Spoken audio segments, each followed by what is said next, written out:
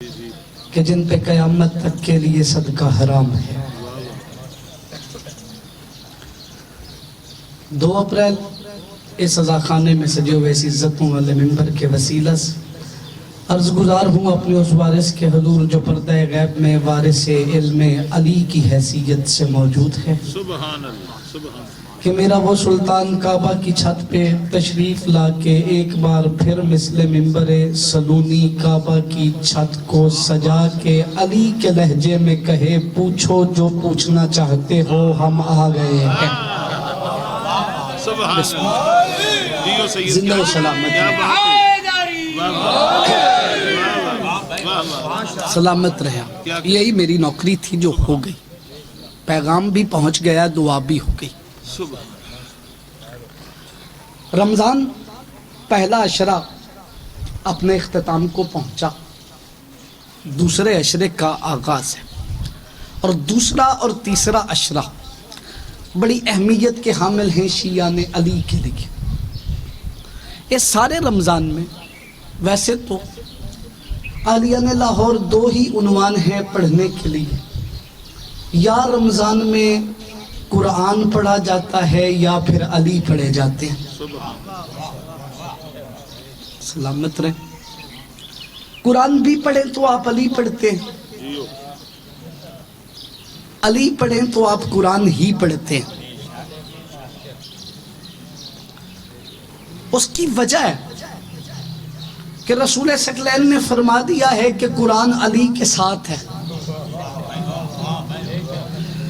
یہ جو ممبر حسینیت ہے نا، اس ممبر سے کوئی بھی بات اپنے پاس سے نہیں کی جاتی، یا کہ جو اپنی رائے اپنا ذاتی خیال پڑے نا، ہم اسے باطل سمجھتے ہیں۔ رسول کا فیصلہ ہے، ملت مسلمہ حق علی کے ساتھ ہے، علی حق کے ساتھ ہے۔ اب ہر تصویر کے ہوتے ہیں 2 رخ، اور پہلے ہی لمحے میں پہلا نتیجہ عرض کرنے جا رہا ہوں اپنے ذہین ترین سامعین کی بارگاہ میں۔ رسول نے فیصلہ دے دیا ہے، حق علی کے ساتھ ہے، علی حق کے ساتھ ہے، اور دین کا ایک ہی اصول ہے، پہلا بھی وہی ہے، آخری بھی وہی ہے، اور وہ قرآن نے بیان کر دیا ہے کہ جو مصطفیٰ دے وہ لے لو، جس سے مصطفیٰ رکے اس سے رک جاؤ، وہ لینے کا نام بھی دین ہے، اس سے رکنے کا نام بھی دین ہے۔ فیصلہ محمد مصطفیٰ کا ہے، حق علی کے ساتھ ہے، علی حق کے ساتھ ہے۔ پہلا جملہ کہوں گا اپنی خطابت کا، اور میں ذہین چہروں کی زیارت کروں گا، جو بندہ اردو کی خطابت سے لطف لے سکتا ہے۔ حق علی کے ساتھ، علی حق کے ساتھ، پھر اس کا مطلب ہے فیصلہ ہو گیا کہ جو علی کے مقابلے میں آئے وہ باطل ہوتا ہے، چاہے کوئی ممبر پہ بیٹھ کے آئے یا پھر محمل پہ بیٹھ کے۔ میں کیا کہنے آیا، زندہ و سلامت رہے، آباد رہے۔ جو علی کے مقابلے میں آئے، وہ ممبر پہ بیٹھ کے آئے تو باطل، وہ محمل پہ بیٹھ کے تو باطل۔ حق علی کے ساتھ، علی حق کے ساتھ، اور ملت مسلمہ حدیث وہ عنوان قرار دی ہے جو صحاح ستہ کی 6 کتابوں میں موجود ہے۔ متفقہ علیہ، حق علی کے ساتھ، علی حق کے ساتھ۔ شیعہ ممبر سے بھی اتنی ہی پڑھی جاتی ہے، اہل سنت دوست احباب بھی اتنی ہی پڑھتے ہیں، کیونکہ اتنی سے بھی مطلب پورا ہو جاتا ہے۔ چلو آج میں حدیث تبرکاً تلاوت کر دیتا ہوں، بندے روزے سے بیٹھے ہیں اور روزے میں حدیث پڑھنے کا ثواب اور بھی زیادہ ہے، چلو میں تلاوت کر دیتا ہوں، علی علی بھی ہو جائے گی، عبادت مکمل ہو جائے گی، اس میں علی کی گونج وہاں تک جائے گی جہاں تک دل کی دھڑکنوں کا سفر ہے۔ بات یہاں ختم نہیں ہوئی، اللہ کی عزت کی قسم ہے جناب ڈوگر صاحب، یہ تھا اللہ کا حکم کہ میرا حبیب اعلان کر ان کو بتا کہ حق علی کے ساتھ ہے، علی حق کے ساتھ ہے۔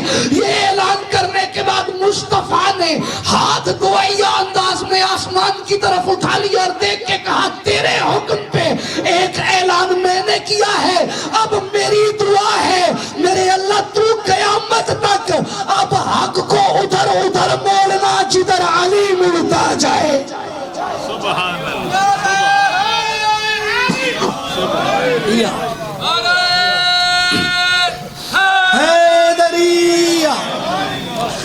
علی کے ساتھ، علی حق کے ساتھ۔ اچھا کچھ باتیں ایسی ہوتی ہیں، بلکہ کچھ باتیں نہیں، ہر بات کی اہمیت کا اندازہ ہوتا ہے کہ یہ کہاں کہی گئی ہے۔ ایک بات میں وہاں اپنی گاڑی میں رستے میں جاتے ہوئے کسی سے کہوں نا، اس کا وزن اور ہے۔ منبر پہ کھڑے ہو کے میں کسی سے کچھ کہتا ہوں تو اس کا وزن اور ہے۔ مرتضی ہونے کی حیثیت سے کسی سے کچھ کہوں تو بات اور ہے۔ مکتب اہل بیت کا سب سے چھوٹا طالب علم اور ذاکرین کا نوکر ہونے کی حیثیت سے اس منبر پہ آ کے کہوں تو بات اور ہے۔ یہ جو دو حدیثیں ہیں نا کہ حق اور قرآن دونوں علی کے ساتھ ہیں، پتہ ہے مصطفیٰ نے کہا کہاں ہے یہ؟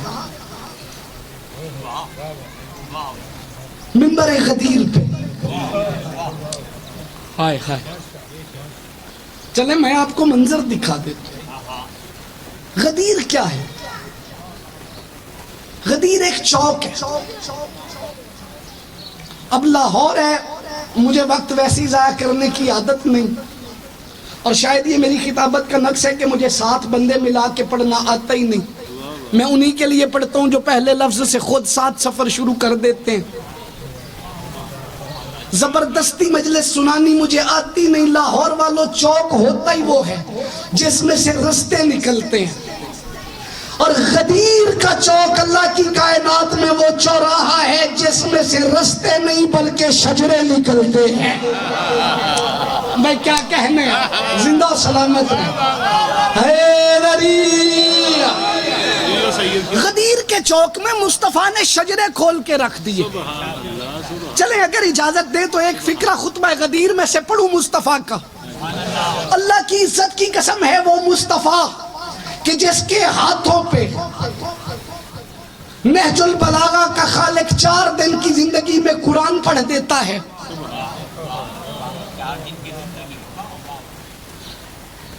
فصاحت و بلاغت کی حد کر دی مصطفیٰ نے اس ایک فکرے میں۔ یہ جو خطبہ غدیر ہے صرف اتنا ہی نہیں، من کنت مولا ہو فہذا علی مولا، 3.25 گھنٹے کا خطبہ ہے مصطفیٰ کا۔ 2 نمازوں کا درمیانی وقفہ، یعنی ظہرین پڑھ کے خطبہ شروع ہوا، مغربین تک محمد نے صرف علی پڑھا۔ اور یہ جملہ بھی میں احتیاط کی بنا پہ کہہ رہا ہوں، اہل سنت مورخین لکھتے ہیں کہ علی پڑھتے پڑھتے محمد اتنا کھو گئے تھے کہ لوگوں کو لگا کہ آج نماز قضا پڑھی جائے گی۔ نہیں، میرے ذمہ صرف پڑھنا ہے، سمجھانا نہیں۔ اتنی دیر علی پڑھتے رہے۔ من کنت مولا ہو فہذا علی مولا، یہ فرمانے کے بعد نا ایک امر جاری فرمایا، اولی الامر کے ساتھ کھڑے ہو کے اولی الامر کے بڑے بھائی نے، تھوڑا سا تو بیدار ہو، روزہ لگتا ہے لیکن 2 بجے کے بعد شروع ہوتا ہے لگنا، ابھی تو نہیں لگ رہا نا۔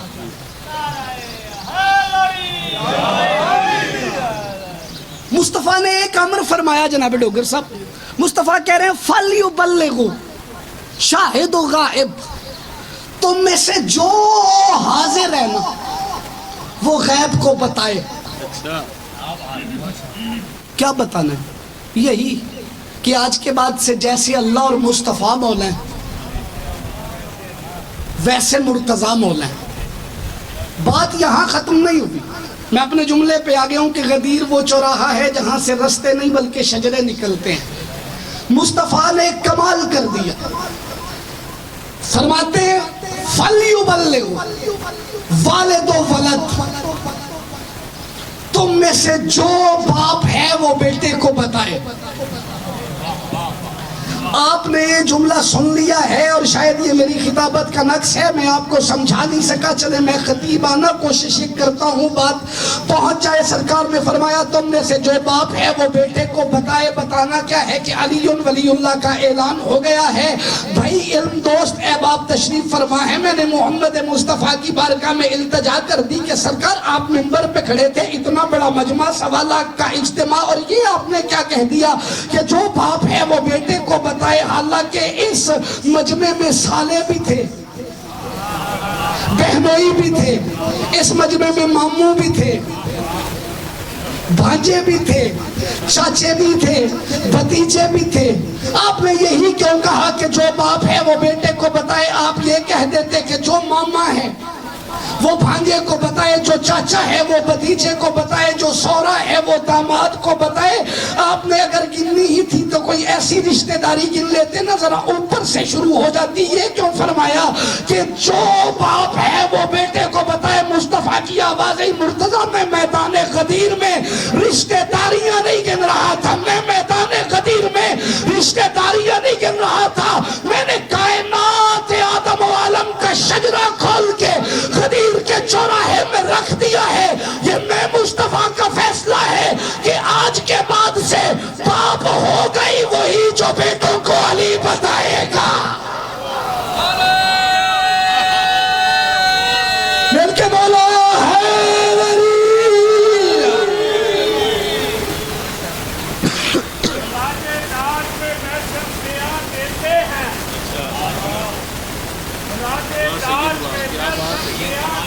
بسم اللہ بسم اللہ، سلامت میں ہم زبان پہ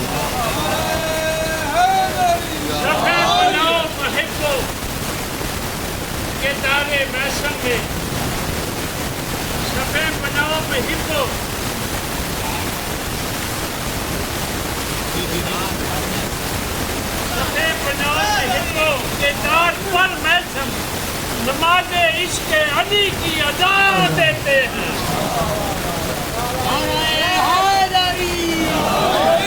باپ ہوتا ہی وہ ہے جو اپنے بیٹے کو علی بتا کے جائے۔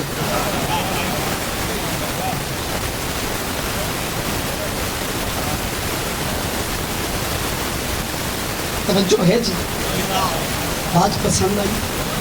اسی غدیر کے منبر پر اب فرمایا مصطفیٰ نے، چونکہ مہینہ نزول قرآن کا اور تلاوت قرآن کا، تو میں بات کرنا ضروری سمجھتا ہوں ثواب کے لیے۔ قرآن علی کے ساتھ ہے، علی قرآن کے ساتھ ہے، قرآن علی کے ساتھ، علی قرآن کے ساتھ۔ فرمایا پتہ ہے کیا؟ اب بلا تشبیہ، غدیر کا منبر پہ ابو طالب کے 2 بیٹے،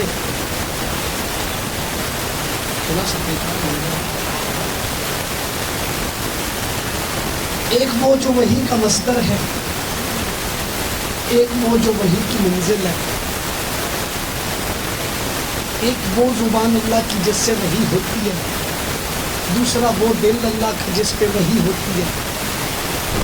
پتہ نہیں کیا سنتے ہیں، دونوں اکٹھے۔ اب سرکار نے علی بادشاہ کا ہاتھ ہاتھوں میں لے کے کہا، القرآن مع علی وعلی مع القرآن۔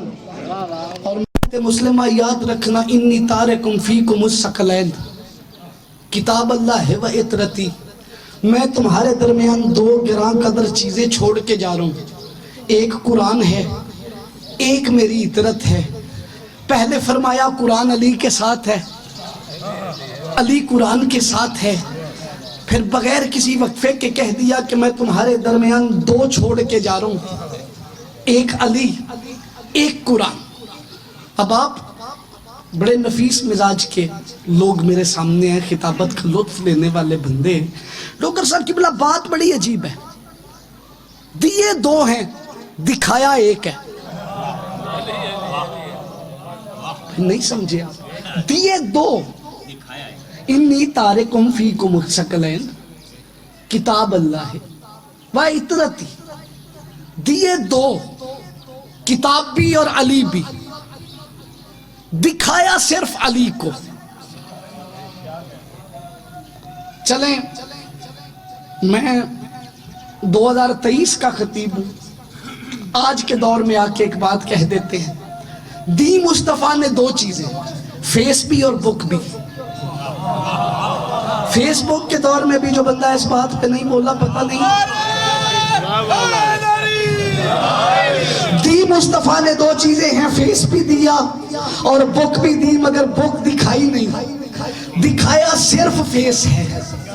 یعنی مصطفیٰ زمانے کو یہ بتا رہے تھے کہ جو اس فیس کو نہ مانے اس کے فیس پہ بھی لعنت ہے، فیس بک پہ بھی لعنت۔ واہ سید واہ واہ واہ۔ دیے دو، دکھایا ایک۔ بھائی توجہ ہے، میں ایک نتیجہ بڑا عرض کرنا چاہتا ہوں جس کے لیے محنت کر رہا ہوں۔ مجھے عادت نہیں ادھر ادھر کی باتیں کرنے کی، میں براہ راست نتائج دیتا ہوں، لیکن تھوڑا سا چونکہ آغاز مجلس ہے اور آپ کو آمادہ بھی کرنا ہے کچھ سنانے کے لیے۔ دیے دو ہیں، دکھایا ایک، حالانکہ موجود دونوں ہی تھے۔ بھائی ڈوگر صاحب قبلہ، جناب ظہیر شاہ جی سرکار دونوں تھے۔ قرآن تھا تو بندے جامع القرآن کہلوائے ہیں۔ بھائی اگر وحی لکھی ہوئی نہیں تھی تو پھر کوئی کاتب وحی کیسے ہے؟ بندے مصطفیٰ کے دور میں کاتب وحی تھے نا۔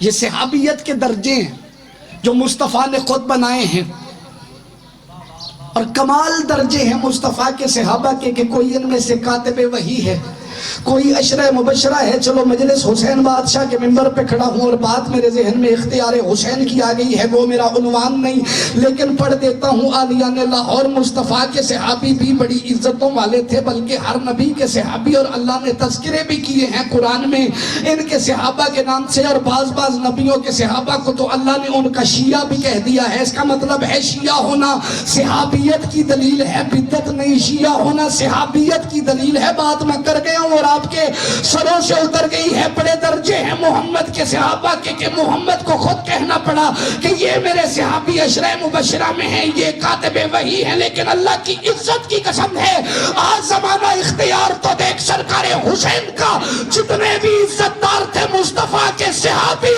سارے کے سارے رضی اللہ تھے، صرف ایک حسین ہے جس کے صحابہ میں بھی کوئی بندہ رضی اللہ نہیں ہے۔ اس کا حربی علیہ السلام ہے، اس کا جونوی علیہ السلام ہے۔ مل کے بولو حیدری۔ کیا کہنے سید تیری بریکی تو صدقے جائے۔ بھائی کیا کہنے آپ، زندہ و سلامت جی ہیں۔ سید جیو۔ لازمی نہیں کہ ہر بات پرچہ کروا کے ہی آپ کو سمجھائی جائے تو پہنچے۔ دیے دو، دکھایا ایک۔ حالہ منظر خوبصورت ہو سکتا تھا کہ کسی سے تھوڑا سا قرآن لے لیتے، پھر لکھ جو رہے تھے بندے تو موجود تو ہوگا، کھجور کی چھال پہ ہی صحیح، کسی حلال پاک جانور کی کھال پہ ہی صحیح لے لیتے۔ ایک ہاتھ میں علی کا ہاتھ ہوتا، ایک میں قرآن ہوتا،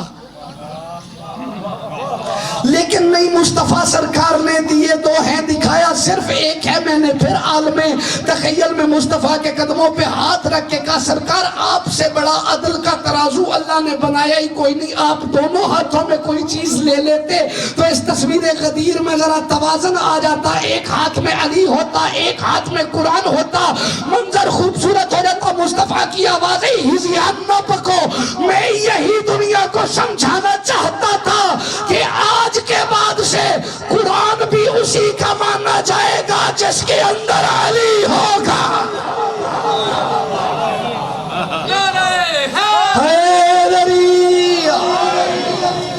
قرآن بھی اسی کا مانا جائے گا جس کے اندر علی ہوگا۔ علی مجسم قرآن ہے۔ اچھا یہاں میں ایک بات کر دوں، ہمارے محسن بھائی ہیں، ہمارے اہل سنت، وہ ہم پہ ایک اعتراض کرتے ہیں، جی شیعہ کہتے ہیں کہ یہ اصل قرآن نہیں، اصل قرآن غیبت میں ہے۔ بھائی نہیں، اصل قرآن یہی ہے، وہ جو غیبت میں ہے وہ اصل قرآن ہے۔ ہائے ہائے ہائے، کھا گئے ہو لاہور والوں جملہ۔ میرے پاس تو صرف گفتگو ہے نا، لفظ ہیں سمجھانے کے، ہمارے پاس اصل قرآن غیبت میں ہے۔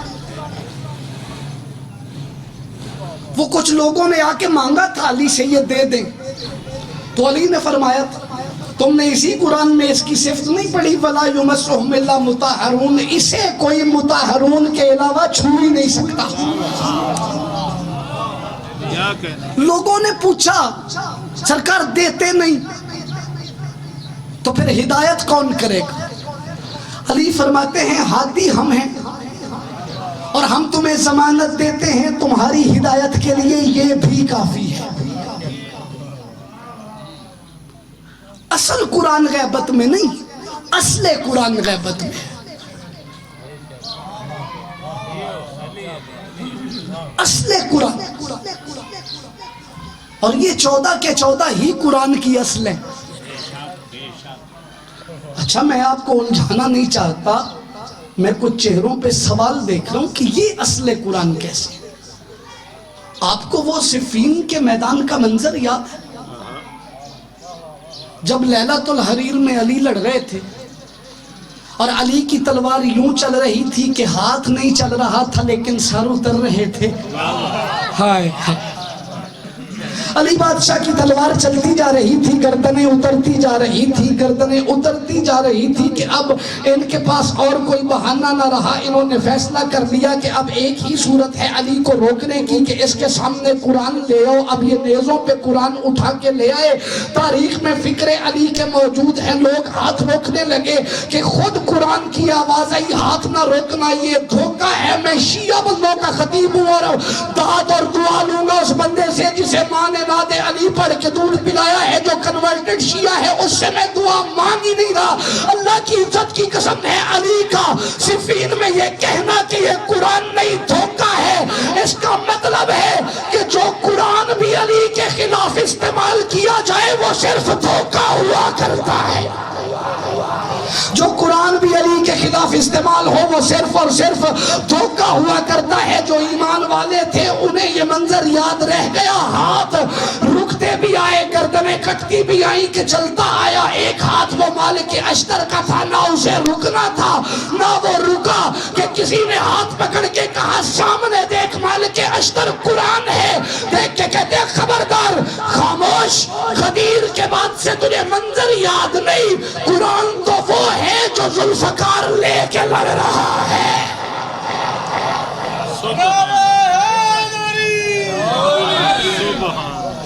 قرآن وہ ہے جو ذوالفقار لے کے لڑ رہا ہے۔ 21 رمضان شہادت ہے بادشاہ علی کی۔ تبرکاً ایک جملہ صرف مجلس مکمل کرنے کی غرض سے پڑھنا ہے، یہی میں سلام کر جاؤں گا آپ کو، کوئی طویل مصائب مجھے نہیں پڑھنا۔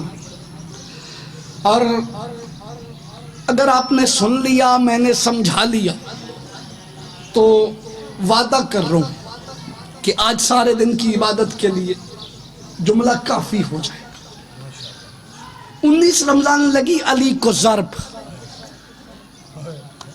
21 رمضان مورخ نے لکھی ہے علی کی شہادت۔ ہو شبیر کا ماتمی اور اس کی ہائے نہ نکلے، ایسا ہو ہی نہیں سکتا۔ 21 کو لاہور والوں علی دنیا سے گئے ہیں، شہید علی اس دن ہو گئے تھے جس دن لوگوں نے مدینے میں زہرا کو مارا تھا۔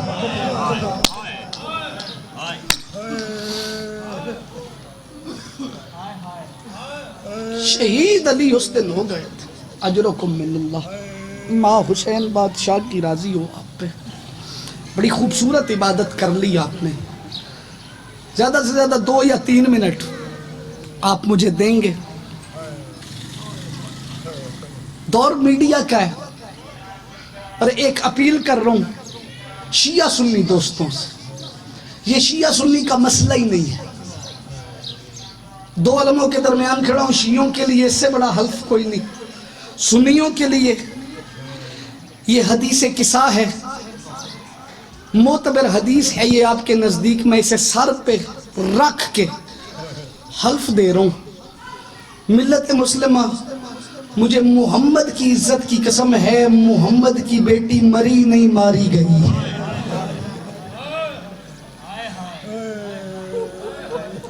سلامت رہے، جس کی آئے نکلی ہے اپنے دکھوں میں کبھی نہ رو، آپ مسلمان ہیں، آپ کلمہ پڑھتے ہیں مصطفیٰ کا، آپ کا حق بنتا ہے، چلو آپ نہیں مانتے قتل نہ مانیں، اختلاف ہے روایت میں، روایت کے اختلاف پہ کوئی کچھ نہیں کر سکتا، وہ مولانا اسحاق صاحب نے بڑی اچھی بات کی ہے، انہوں نے کہا کہ شیعوں بیچاروں نے یہ کچھ پڑھا ہے اپنی کتابوں میں، تو وہ کیا کریں، میں قتل سیدہ پہ بات ہی نہیں کرتا، نہ کسی شیعہ کا دل دکھانا مقصد ہے، نہ کسی اہل سنت دوست کا، دستک دے رہا ہوں آپ کے ضمیر پہ، شاید ہدایت مقدر ہو جائے، تو سنی ہے بے شک رو سنی، لیکن تجھے تیری بیٹی کے بخت کا واسطہ ہے، یہ بات سوچنا ضرور کہ وہ کون سے حالات تھے جن حالات میں محمد کی بیٹی کہتی تھی بابا جو میرے ساتھ ہوا ہے وہ دکھ دنوں پہ آتے تو وہ سیاہ رات بن جاتے،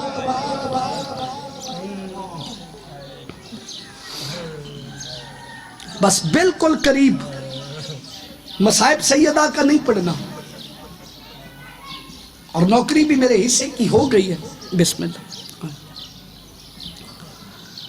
ایک پیغام شیعہ سنی احباب کو دینا ہے، اور یہی میری اپیل ہے،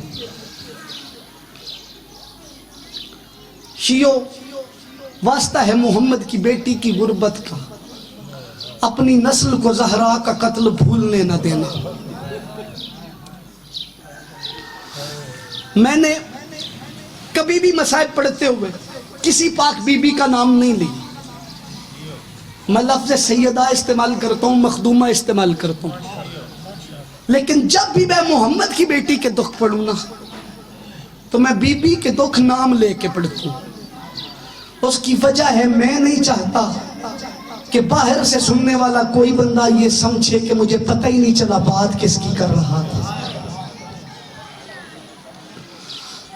اہل سنت دوستو کلمہ محمد کا پڑھتے ہیں، متھے لگنا ہے محمد مصطفیٰ کے، ہم صرف ہمیں اتنا تو پتہ ہونا چاہیے نا کہ محمد کے جانے کے بعد محمد کی بیٹی پہ گزری کیا ہے، چلیں چھوڑتے ہیں اس بات کو بھی، ایک اور نہج سے آپ کو پیغام دیتا ہوں، کوئی ایسا سنی نہیں جو پنجتن پاک سے محبت کا دعوے دار نہیں، یہ رمضان ہے، میں روز سنتا ہوں ہر مسجد میں سے یہ آواز آتی ہے کہ جدہ پنجتن نال پیار نہیں اودے کلمے تے اعتبار نہیں، جس پنجتن کے عشق کے آپ دعوے دار ہیں، کبھی شیعہ سنی دوستو یہ سوچا ہے کہ ان پنجتن کے جنازوں پہ غربت کتنی تھی، سارے نہیں، صرف 3 فکرے پڑھنے ہیں، پہلا جنازہ بذات خود محمد مصطفیٰ کا، شیعہ روایات میں 28 صفر کو محمد دنیا سے گئے، اور میں شیعہ سنیوں کے لیے کہہ رہا ہوں محمد بھی اپنی موت نہیں گئے دنیا سے، جناب احمد رضا خان بریلوی نے لکھا ہے کہ خیبر کے یہودیوں نے ایک یہودیہ عورت کے ذریعے محمد کو زہر دی، 27 صفر کو مصطفیٰ کو زہر ملی، 28 کو دنیا سے چلے گئے، لو شیعہ سنی دوستو مجھے غربت آل محمد کی قسم ہے 3 دن جنازہ رکھ کے انتظار کرتے رہے علی کے لوگ آئیں اور جنازہ پڑھے. جا اپنی مرضی کے عالم سے پوچھ لے کہ مصطفیٰ کے جنازے میں رش کتنا تھا. ہو سکتا ہے میں اسی فکرے پہ ہی، چونکہ بطول کی غربت کا بھی اس سے بڑا جملہ ہے ہی نہیں میرے پاس، میں ممبر بھائی کو دے دوں گا. لاہور والوں 3 ربیع الاول کو مصطفیٰ کو دفن کر کے جب علی واپس آئے نا، چھوٹے چھوٹے شہزادے ساتھ تھے. بطول آگے بڑھ کے کہتی ہے علی کوئی میں نے سنا ہے بڑا رش تھا میرے بابا کے جنازے میں جو تجھے 3 دن لگ گئے ہیں. بابا کو دفن کر کے واپس آتے آتے رو کے کہتی ہے میں نے سنا ہے کوئی بڑا ڈھیر رش تھا. اللہ کی عزت کی قسم ہے بھیڑ کا نام آیا نا، خیبر شکن کی چیخیں نکل گئی. روتے روتے علی زمین پہ بیٹھے، دونوں شہزادے آگے بڑھے. ماں کو کہتے ہیں ایک بار اماں زمین پہ بیٹھ. سیدہ زمین پہ بیٹھی.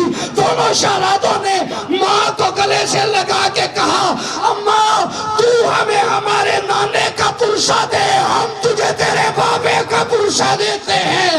اماں غربت اتنی تھی کوئی مسلمان تیرے باپ کے جنازے میں نہیں آیا.